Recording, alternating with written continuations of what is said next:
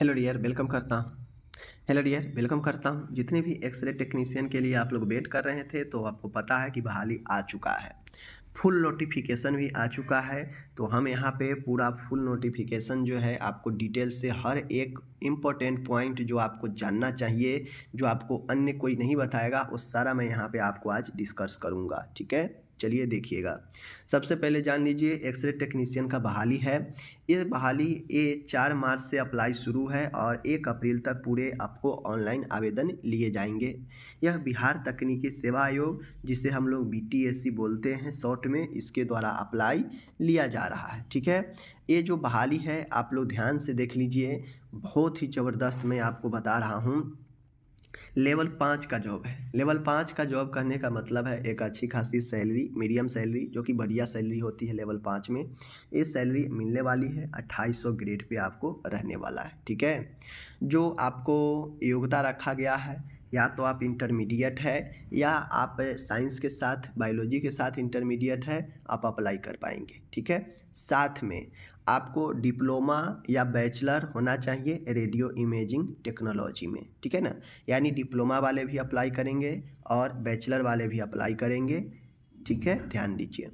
अब यहाँ पे मैं बात करूँ पदों की, तो टोटल पदों की बात किया जाएगा यहाँ पे, तो टोटल पद 1232 पद है। कितना पद है? टोटल 1232 पदों पर बहाली अपने निकले हैं। ठीक है, ध्यान दीजिएगा। अब यह एक प्रकार से बहुत अच्छी बहाली है, खूबसूरत बहाली है, समझ लीजिए। 1232 पदों पर जो बहाली यहाँ पे रखी गई है, ये अपने आप में एक्सरे टेक्नीशियन के लिए बहुत बड़ी बहाली है। इतना बहाली जो है नहीं आता है, बहुत दिनों पर बहाली आई है, लेकिन अच्छी खासी बहाली आई है। तो जो अच्छे कैंडिडेट हैं, पढ़ने वाले हैं, आपके लिए बेहतरीन मौका है। इसके बाद वरना फिर से कब आएगा पता नहीं। जो उम्र है न्यूनतम 18 वर्ष। 18 वर्ष कब? 1 अगस्त 2024 को 18 वर्ष हो जाना चाहिए। इसके बाद अगर 1 अगस्त 2024 के बाद अगर 18 वर्ष पूरा हुआ है तो फिर समझ लीजिए आप अप्लाई नहीं कर पाएंगे। ठीक है, इतना 1/8/2024 को न्यूनतम 18 वर्ष हो जाना चाहिए, ध्यान दीजिएगा। अनारक्षित के लिए जो उम्र अधिकतम है 37 वर्ष है। अगर महिला है अनारक्षित तो 40 वर्ष है। बाकी जो OBC EBC है, पुरुष या महिला, उनको 40 वर्ष मिलेगा। जो SC ST पुरुष या महिला, उनको 42 वर्ष। ठीक है, समझ गए। चलिए अब आगे मैं बढ़ता हूँ। आगे जो सारा चीज़ दिया गया है, ऑनलाइन करना है, सारे डॉक्यूमेंट वगैरह आपको लगाना है, सब चीज़ मैं एक एक करके आपको यहाँ पे समझाता हूँ, टेंशन लेने की ज़रूरत नहीं है।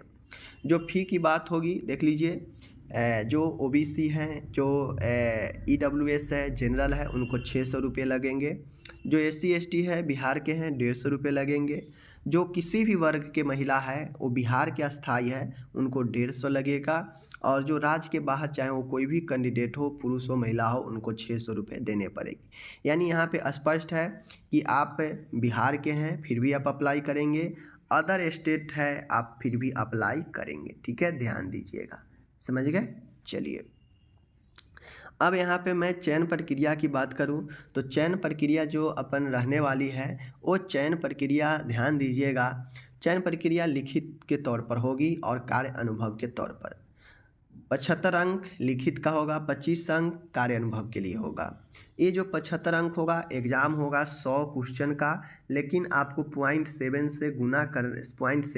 से गुना करने पर आपको हो जाता है 75। 75 इसलिए रखा गया क्योंकि 25 इधर से अनुभव को भी लेना है, समझ गए।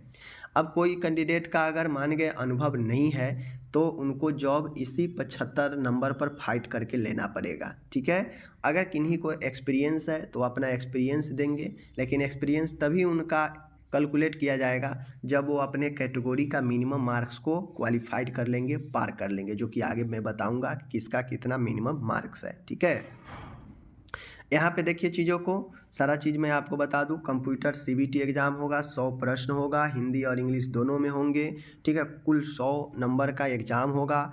रही बात निगेटिव मार्किंग की, तो निगेटिव मार्किंग भी है, जो कि 1/4 बराबर 0.25 होता है। इतना आपका निगेटिव मार्किंग रहने वाला है। ठीक है, सारा चीज़ें रहेगा, सही करेंगे तो एक जो है आपको दिया जाएगा, समझ गए। जो न्यूनतम मार्क्स की बात करेगा क्वालिफाइड करने के लिए, जनरल के लिए 40, पिछड़ा वर्ग के लिए 36.5, अत्यंत पिछड़ा के लिए 34, अनुसूचित जाति जनजाति और कोई भी महिला है उनके लिए 32% रखा गया है। समझ गए।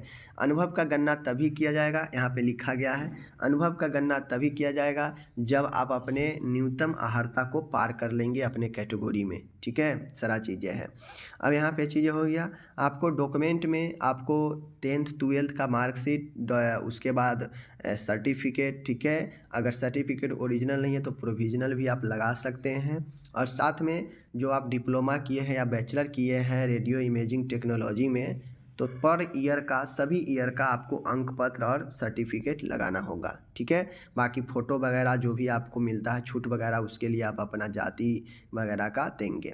ठीक है, सारा चीज़ आप लोग यहाँ पे ध्यान से रखिए। आपको वही फ़ोटो देना है जो फ़ोटो आपके पास ज़्यादा संख्या में हो। ठीक है, क्योंकि अगर आप सेलेक्ट होते हैं तो वेरिफिकेशन में आपको वही फ़ोटो जो है आपको देना पड़ेगा काउंसलिंग में। ठीक है, जो जिसका बैकग्राउंड सफ़ेद पटल पर होना चाहिए, किसी भी प्रकार का शैडो नहीं होना चाहिए। समझ गए। ये सारा चीज़ें यहाँ पे दिया गया है, मैंने आपको टोटली बता दिया।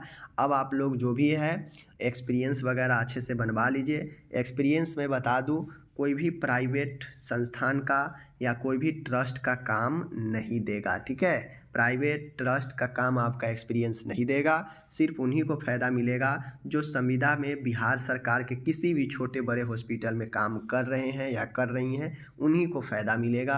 अदरवाइज कोई कहेंगे कि हम ट्रस्ट में अच्छे हॉस्पिटल में काम कर रहे हैं, कोई कहेंगे बड़े प्राइवेट में काम कर रहे हैं, तो उनको फ़ायदा नहीं मिलने वाला है। ठीक है, सिर्फ छोटे या बड़े सरकारी अस्पताल, वो भी बिहार में है, तो उनका ही जो है अनुभव का नंबर मिलेगा। ठीक है, चलिए बाकी सारा चीज़ समझा दिए। आप लोग मिलते हैं आपसे अगले वीडियो में। धन्यवाद।